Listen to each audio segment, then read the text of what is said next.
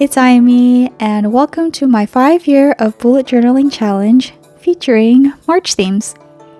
My favorite themes of all time because I am obsessed with cherry blossoms and have a problem. What I love about these cover pages is that it really showcases the boundaries I pushed when it came to improving my art. I always felt like I had to do March justice because every year it was cherry blossom themed and I wanted it to be special. That being said, trying to combine all of the details into one piece was harder than I thought it was going to be. How am I going to combine cherry blossoms, piano, hinamatsuri, and hands into one? I thought about just redoing the second March theme because I still love that theme the most, but it would defeat the purpose of the challenge. I at least tried to come up with an idea that brings the hinamatsuri dolls in the picture, which blossomed this idea. Last year's spreads really involved scrapbooking elements, and I had plenty of things that would fit the theme really well. All of my drawings were finished on separate pieces of paper that I will cut out from, since most of the background will be covered with scrapbooking paper. I started off the cover page by using these music sheets to hide the middle part of the bujo, and then from the collection of leftover paper I had hoarded, I used it to cover the empty borders, cutting off any excess. My goal was to try and cover as much of the bujo spread as possible so that there is not a lot of white popping through.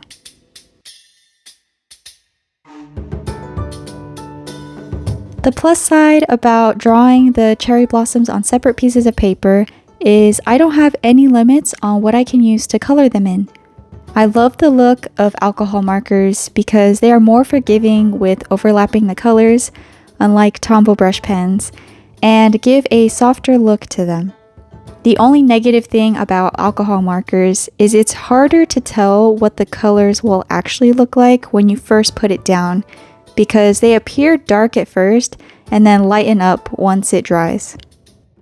I started off with my pastel Copic markers as the base and then went in with a darker shade of Ohuhu alcohol markers. Before the marker dried, I went back in with the Copic markers on top again to blend out the harsher lines.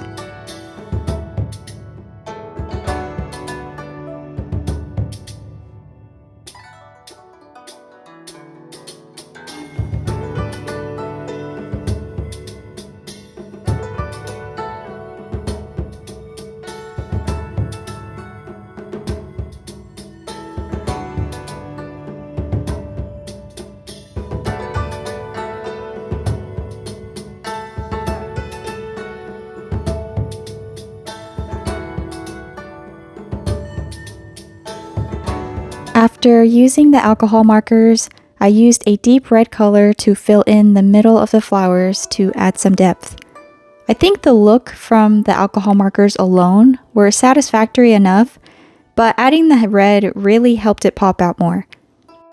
I finished the cherry blossoms by using a yellow fine tip acrylic marker to fill in the pollen sections.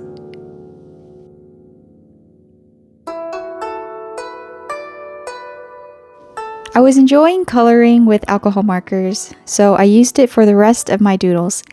I do love the Tombow brush pen still, and it's great for direct bujo drawings because they don't bleed, but sometimes the streakiness kills it. This definitely makes me want to use alcohol markers more in my future drawings. I bought washi tape with kimono designs last year in Japan and used that to fill in the girls' kimonos.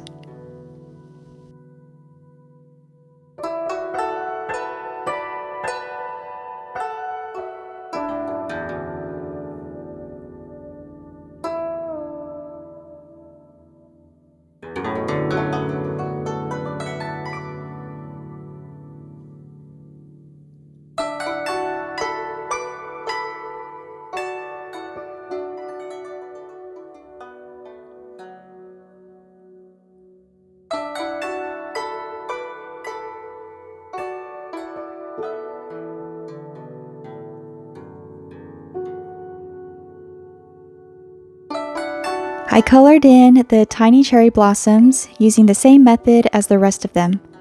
This moment made me really proud because you could visibly see the improvement of my cherry blossoms compared to my previous years. After all of the coloring was completed, I started to cut out each individual drawing. My hands were shaking from all of the cutting I had to do by the end of it. It was one of the only times I really wished I had a Cricut to make stickers instead of doing it this way, but the result was worth it. I sifted through all of my doodles and started laying them down one by one before pasting them down for the final result. I tried to cover up any of the white spaces using the petals. After the finishing touches, we move on to the next spread, which is the calendar. I sketched out some circles for each day of the week and used that as a guide for the petals, coloring them in with acrylic paint pens. The tip wasn't working very well, and the pen was slowly dying on me, but I was lucky enough to be able to at least finish all of the petals with it. I made sure to make an indent on one side of the circle, and then when it came time for the darker pink, added a small tip on the opposite side of the indent.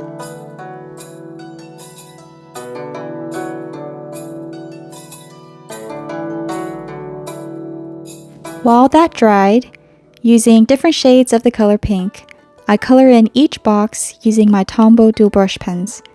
I freehanded all of the boxes to save up time, rather than making them as neat as possible with a ruler or outline like I usually do.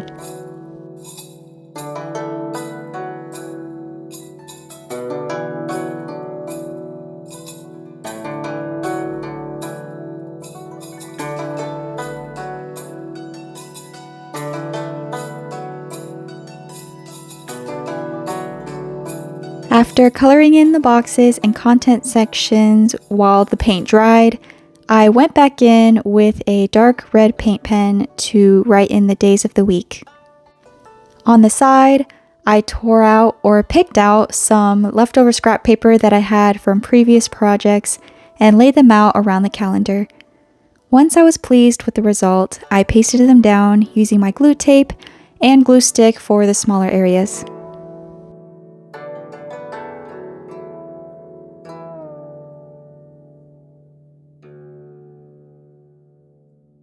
For the final touches, I added in cherry blossom themed washi tape and some of my doodles to fill in any empty space.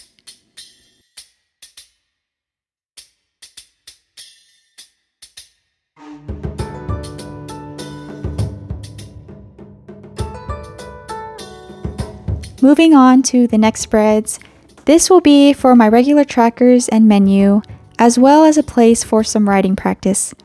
I start off with lining and coloring in my trackers along my sketch marks.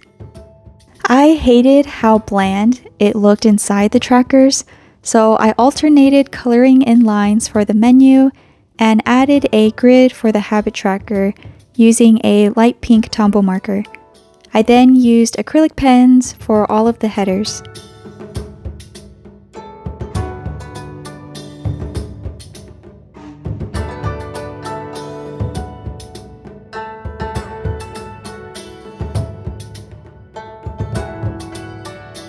The theme started looking more like a scrapbook of just cherry blossoms, so I made sure to add more of the music sheet design on the top and bottom borders, covering most of the empty spaces.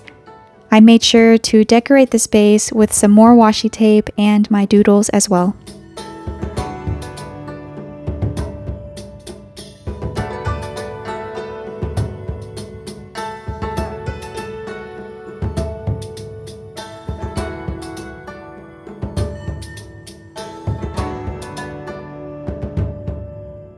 We are on the home stretch and move on to the weekly spreads. I wanted to minimize the amount of pages I use for the rest of my spreads again, so each weekly will have its own page. I sketched out lines to divide each week, but only use them as a reference instead of my go-to outlining them. I brought back the same colors used in the calendar and alternated them the same way for each row. Since I was pretty much freehanding the headers, I would add dots from one edge to the other so that I make sure to keep all of the headers the same length. Once the headers were all filled in, I erased my sketched lines and started to decorate. Since I only had a certain amount of doodles left, I split them up equally and pasted them down throughout the spreads. I used glue tape for the larger doodles and the glue stick for the petals. Staying consistent with the rest of the spreads, I write in the days of the week with the same acrylic paint pen.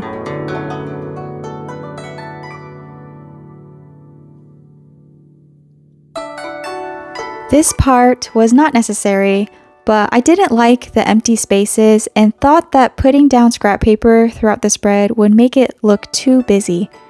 Instead, I used my light pink Tombow and roughly sketched out a grid to break up the empty areas.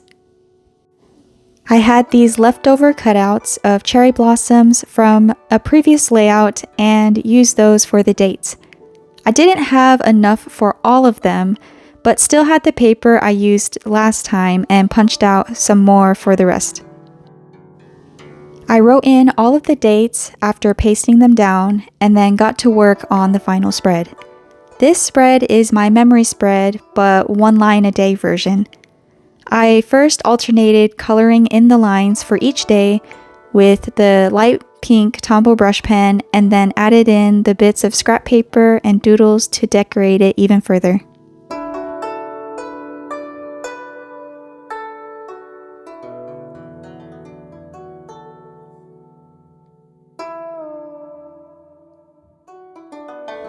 Once all of that was pasted down, on some bujo paper I saved from my previous cutouts, I brush lettered 1 line a day. I just freehanded it to save some time, but I didn't like how the first attempt looked, so I tried again on the other side and stuck with the second attempt. I pulled out my scissors and started to cut around the lettering to paste on top. The lettering looked a little bland, so I went back in with another layer of marker, only shading the bottom half of it. And with that, here is my completed March spreads for this year.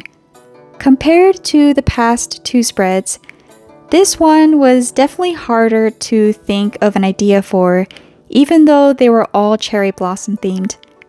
I may have went a little too crazy on the doodles, but it was so much fun experimenting with different mediums and layouts for this month. It's hard to imagine recreating this theme in a better way for future me because I really love how this turned out. I'm mostly proud of the improvement in drawing cherry blossoms. Like I mentioned in the previous video, this challenge has my creative juices flowing, and I'm ready to get to work on the other months. I'm already working on my April spreads, so I can't wait to show you the end result of that. Thank you so much for watching. I wish you a wonderful day. Please take care of yourself, and bye for now.